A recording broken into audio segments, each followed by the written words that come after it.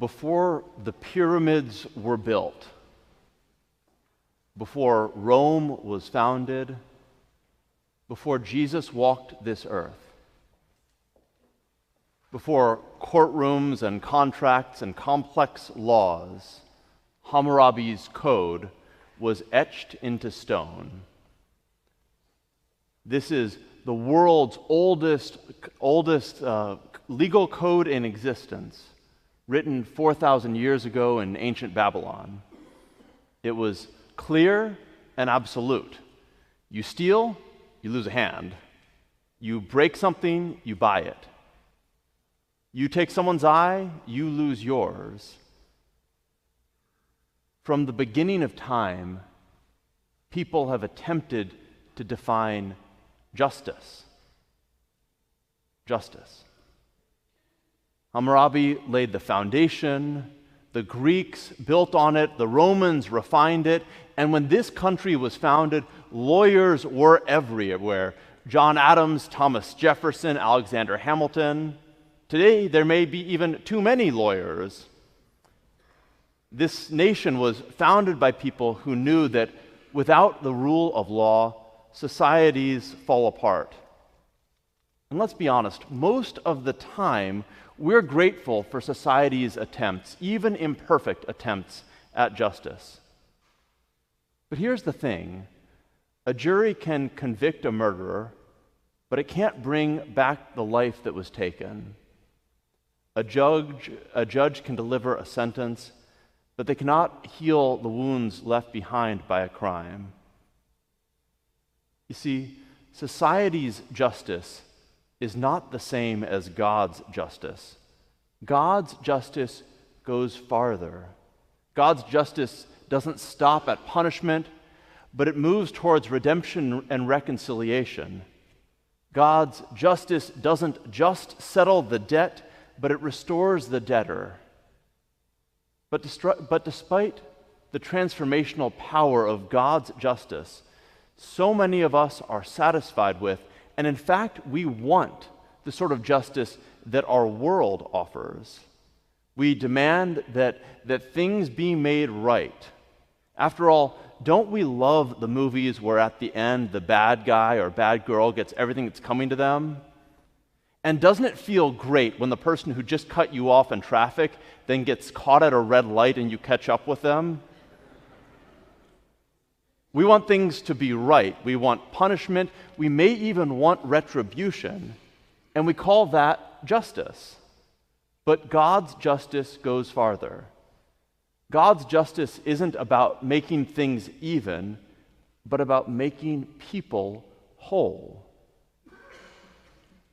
Today we read the parable of the prodigal son, not the prodigal of the parable son. It's one of Jesus' greatest hits. But here's the thing about parables. They're not bedtime stories. And when we hear this story today, I don't think we always remember just how scandalous this would have sounded to the first people who heard it 2,000 years ago. You see, when the younger son asked for his inheritance, he wasn't just being selfish. He was saying, in essence, "Dad, I wish you were dead. Give me what's mine. I'm out. I'm done with this family." He turned his back on his family, on his community, on his responsibilities. So I want us to, for a few minutes, look at this parable again with fresh eyes. When the prodigal son left his home, Jesus doesn't give us all the details about the far-off country that he went to, but I imagine if he was telling the parable today, this far-off country might be Las Vegas. This son might have ended up in clubs, in casinos, eventually hooked on alcohol, and then drugs, then maybe even dealing drugs, taking advantage of people, doing whatever it took to keep the party going. And you can bet in this modern parable, his friends and his neighbors and his family back home would have seen glimpses of what he was doing on Facebook or Instagram. And then when he finally hit rock bottom, when he ran out of friends, out of money, out of opportunities, he came crawling back home. Now let me ask, if that was your son and you saw that boy walking up your driveway, how would you respond? Would you throw a party and invite all your neighbors and your friends? Probably not. You might give him his room back if he agreed to go into a rehab program and get a job and get his act together. But that's not what the father in this parable does. The father runs and greets him in the middle of the driveway, and then he throws a party and invites all his friends and neighbors, everyone who on Facebook knew what this boy was doing. And then Jesus says that this boy was given a ring, a symbol of power, and a robe, a symbol of wealth. In the modern version, the father would make his son the vice president of the family company and give him a new car. In our world, that's not what we expect. That's not reasonable. That's not justice. But that's exactly Jesus' point. God's justice isn't reasonable. God's justice is different than ours. Over and over again in the Bible, when we expect retribution, instead, God offers restoration. When we expect judgment, God offers mercy. And that's what we see in the life of Jesus also. He didn't come to balance the scales. He came to tip them over entirely. He dined with sinners. He spent time with outcasts. He forgave those who didn't deserve it. And when he could have called down curses from the cross, he instead said, "Father, forgive them." You see, God's justice doesn't give us what we deserve. It gives us what we need to be made whole. It was 1993 in Minneapolis, Minnesota. Laramie Bird, a young man who had just turned 20 years old, had his life in front of him. One night, Laramie got into a fight with O'Shea Israel. O'Shea, just only 16 years old, pulled out a gun and shot and killed Laramie Bird. O'Shea was arrested. He was tried, convicted, and sentenced to 25 years in prison.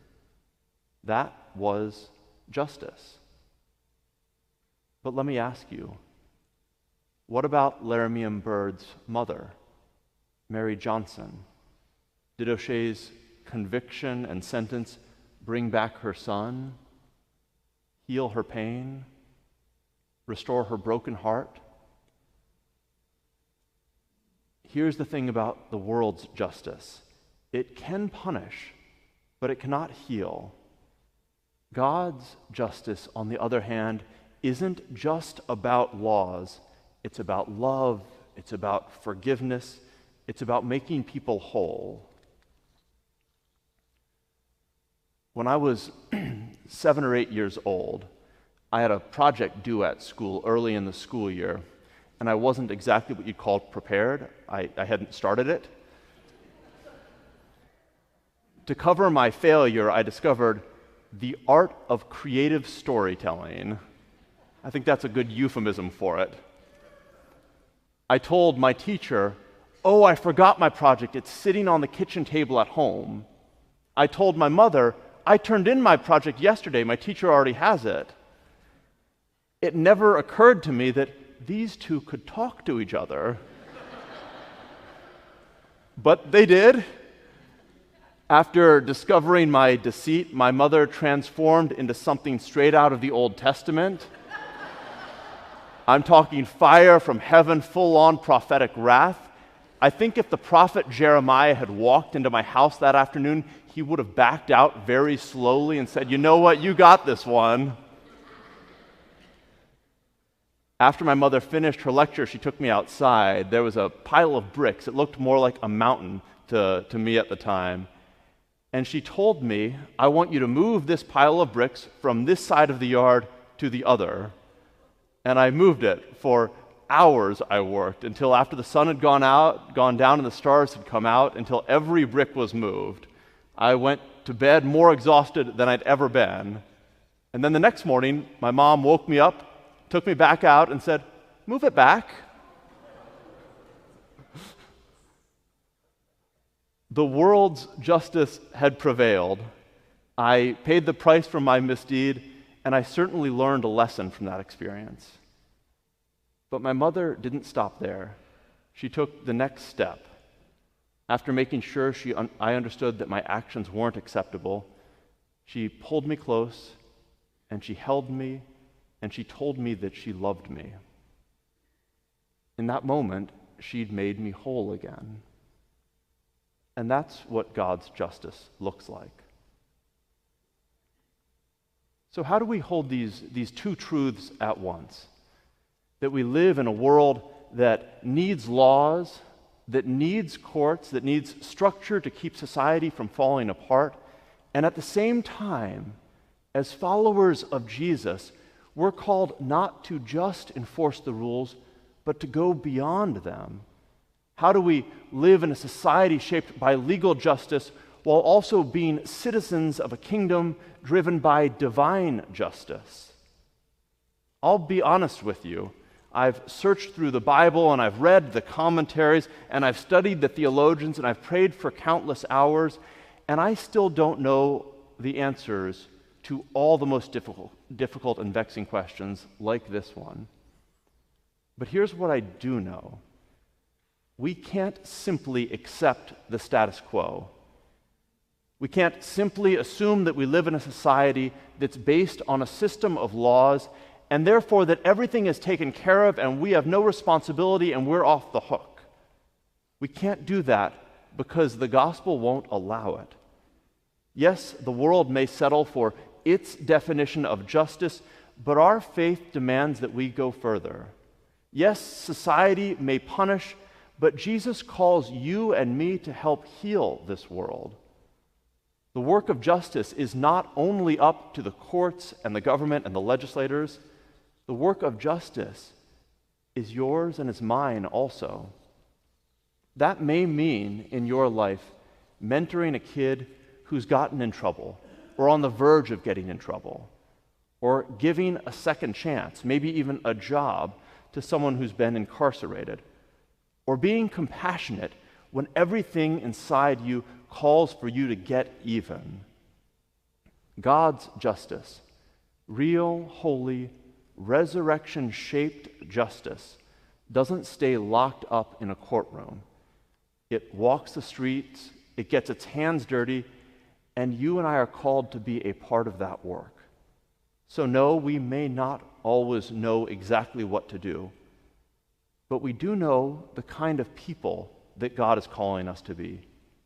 People of mercy, people of grace, people who don't stop at what's fair, but move towards what heals.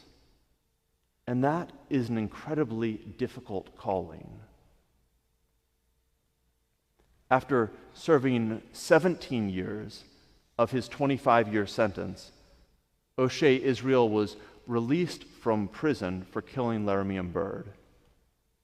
You would expect that Laramiun's mother, Mary Johnson, would be furious that O'Shea was released early, or that she would be bitter or seek revenge. But Mary was guided by a different compass, a compass that pointed towards divine justice. So she reached out to O'Shea with a heart full of forgiveness and mercy and grace, and she invited him to move in next door to her. She promised to support and help him as he got his feet on the ground and reacclimated to life after prison. And eventually, both of them, side by side, began working together to prevent others from falling into cycles of violence. Their bond became so profound that O'Shea began joining Mary Johnson at her church every Sunday as they worked together, and Mary Johnson began referring to O'Shea as her spiritual son. Theologian N.T. Wright wrote, God's justice is a saving, healing, restorative justice. And Mary Johnson, in a real and concrete way, helped show what God's justice looks like. So friends, this may sound good in theory, but you may be wondering, what does this mean for us today? What does this mean for you and me? Why does this matter? Well, first, it matters because it changes the way we see God. If we understand that God's justice is restorative, that it's about healing, that it's about redemption, that it's about calling us back to Him, then we can see that God is waiting not to punish us, but He's running to embrace us. Second, it matters because it changes the way we treat those around us. If God doesn't treat us the way the world treats us, if God doesn't keep score and God doesn't write us off and God doesn't give up on us when we fail, then we should do the same to others. God tells us to love our neighbor as we love ourselves.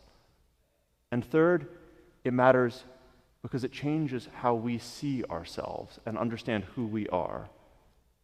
After all, God's justice searches for us. It runs to us while we're still a long way off.